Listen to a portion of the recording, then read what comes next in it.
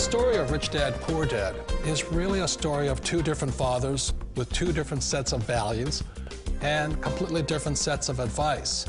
So I don't mean to insult anybody or, to damage your values, but really that was the difference. For example, my poor dad always said, go to school, get good grades, get a high-paying job, work hard, live below your means, save money, get out of debt, have a good retirement plan. And that was my poor dad's values. My rich dad said, you probably won't get rich doing that way because very few people get rich following that plan. But you thought saving money made you money. If you take a look at this 40-year run on the dollar is designed economically to lose money every single year. So why would you save something that loses money every year? And what this means for somebody on retirement plans is that after you retire, the value of your dollar goes down and your cost of living keeps going up. To my rich dad, that was bad advice and made no sense. Again, it was different values. This goes against everything you've heard. A very important diagram my rich dad showed me when I was a little boy was a diagram known as a cash flow quadrant. And the quadrant is made up of the 4 different people who make up the world of business. So my rich dad said, in the world of business, there's E's, and E's stand for employees. An employee, he says, you can always tell who they are by their core values. And what the employee, whether the president or the janitor of a company, will always say the same words. The words are, I'm looking for a safe, secure job with benefits. That's what makes them an employee, because their core values are security. The other one of the 4 is the S, or the small business owner or the self-employed. And again, their core values will cause them to use the same words, which are, if you want it done right, do it by yourself. S means they're also solo. They're generally one-person act, or they operate by themselves. On the right side of the quadrant are the B's. And what Rich Dad said the B stood for was big business, or like Bill Gates. Forbes defines big business as 500 employees or more. And their words are different. They say, I'm looking for a good system, a good network, and the smartest people I know to help run my business. So they're unlike the S. They don't want to run the company by themselves. They want smart people to run their companies for them. And then the 4th of the quadrant is the I, and I stands for investor. These are people who have money work hard for them. These people are people who have people work hard for them. And these are the people that work hard for the rich here. So early on in my life, it was my poor dad who always said to me, Robert, go to school and so you get a high-paying job. And so my poor dad's core value was to be an employee. He wanted job security, promotions, a steady paycheck, and all this. And so it was my rich dad who said to me, he says, Robert, if you really want to be rich, learn to build businesses. It made more sense to him to work hard to build a business, something you owned, and something you could pass on for generation to generation to your kids. Whereas my poor dad said, work hard, but my rich dad said, why would you work hard for something you'll never own and you can get fired from right away? Again, that was the difference in values. So my rich dad suggested I learn how to be a business owner and learn how to be an investor. And that's one of the big differences. On this side of the quadrant, these people here work for security. They work for money also. On this side over here, their key value that they want is they want freedom. They don't want to have to work at a job anymore. They don't want to have to work for the rest of their lives. So the beauty of building a business and learning how to invest is very simply that this is passive income. You work hard for a few years, but possibly for the rest of your life, income keeps flowing to you. Of all the businesses out there, which type do you choose?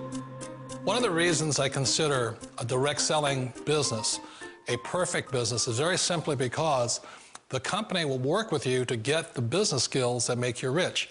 Always remember that it's not money that makes you rich, it's business skills. And that's why it's a perfect business. They'll take as long as you like to get the skills to make the money. And that's a lifetime skill thing. The other part about it is the low startup cost. Where else can you get in for under $500 and get these skills? For people who want to make the shift over to the B quadrant, which is what I would recommend for people, one of the beauties of a network marketing company is that you can do that for a very low price. And that's why I talk to people about considering network marketing. If you're to build a Microsoft, it would take you hundreds of millions of dollars. But a network marketing company allows you to start at a very low rate. They'll be patient with you. They'll take their time to transition over here. And the reason why that time is so important to most people is it takes time to change those values. And the most important thing is once you take the time, let's say it takes 1 year, 2 years, 5 years, whatever time it takes, once you see the value or the core values of this side and this side, you're unstoppable. Today, I would never go back and get a job. Why should I? I'd rather stay on this side, build companies, pay less taxes, and make more money. But the key is a person needs to change the values from my poor dad to the values of my rich dad. And that's one of the beauties of network marketing companies. They allow you the time, and at very low cost, they'll work with you to make that transition over there. The number one asset a person can build is build a business. That is the smartest thing you can do. You've been told the corporate ladder is the surest route to your success. Years ago, I decided not to follow the corporate ladder simply because, again, it was values. You know, my poor dad always said, go to school and get a high-paying job with the government or a big corporation. But my rich dad said, why would you work so hard at something you'll never own? You can't sell your job. You can't pass it on to your kids. So to me, it never made any sense. It made more sense to build my own business and hire other people. The other reason is that you really don't have much control if you're in the corporate ladder world. For example, you can get fired at any time, or today we have what's called M&As, or mergers and acquisitions, where another company buys another company. So you could be a great employee, but the company that buys your company just fires you. Wait a minute. This sounds too good to be true. Like one of those get-rich-quick schemes. It's not a get-rich-quick formula. You don't just do it overnight. It takes time. I still remember the first time I made that transition was back in 1978 when I fully quit my job and I had to depend upon my company that I was building to support me. So I understand the fear. The beauty, the most important thing to remember is this. There's two kinds of people in the world. There are the types that will say, you'll never make it. And I had a lot of people, a lot of friends and family saying that. You're stupid, don't do it. And the second type were the people that said, go for it, you can do it.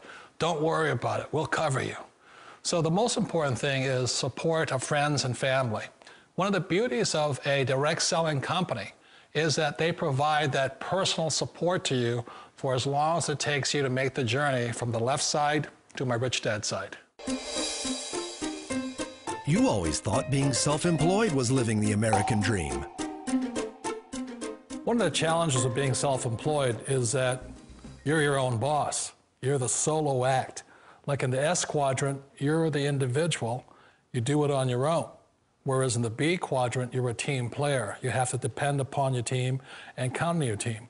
So the problem with being an S is that, let's say you're in a traffic accident, there goes your income.